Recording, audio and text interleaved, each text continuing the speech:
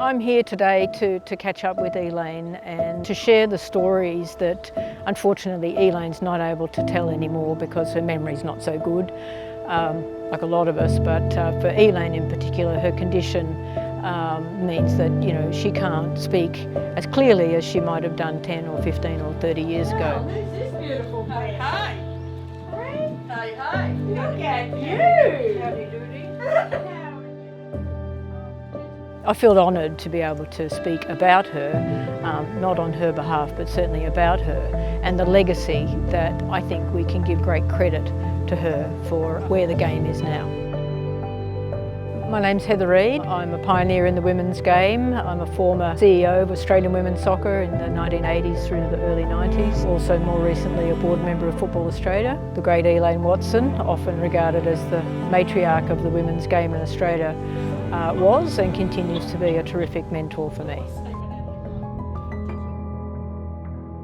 I think it was initially her vision and her strength for wanting to see equality for women in the sport.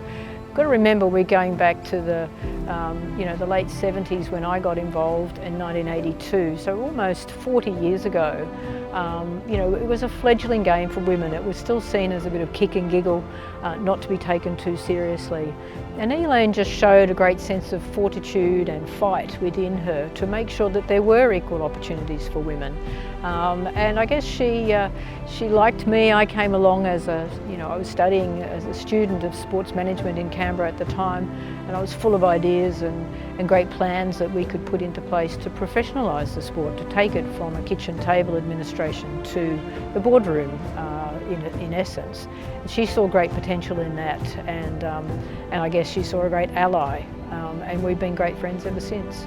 Well, I think Elaine was always somebody who wasn't going to take no for an answer. And in those years, unlike now where we have so many opportunities and so many good things happening for women, we wanted access to grounds, we wanted access to referees and to coaching and to money and international competition. And to many men who had the power and the control in the game, yeah, they felt threatened by that. And Elaine, being the front person and the spokesperson, I guess meant that she threatened them. I clearly remember a time when Charlie Dempsey, who was the president of Oceania Football Confederation, described Elaine as that woman from Australia, and he was not too impressed with that woman because she was wanting change. She was wanting a cultural shift that enabled women and girls to have equal access to all of the things that boys and men had in the game. Look at that. It's from the 1999 Women's World Cup. Women's World Cup. Elaine didn't just throw herself into Queensland women's football.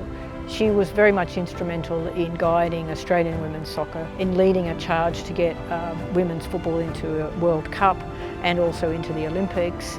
And more importantly for Elaine, she looked beyond Australia. She looked to the Oceania Women's Confederation, which she played a very large part in the Asian Ladies Confederation at the time, and of course in the global game. And Elaine fought the battles to make sure that there was appropriate avenues for women to have a voice through various football organisations here, regionally and around the world.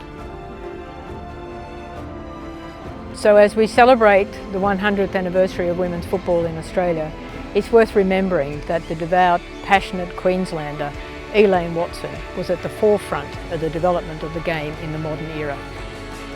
Hello, hello, hello. Happy 100th.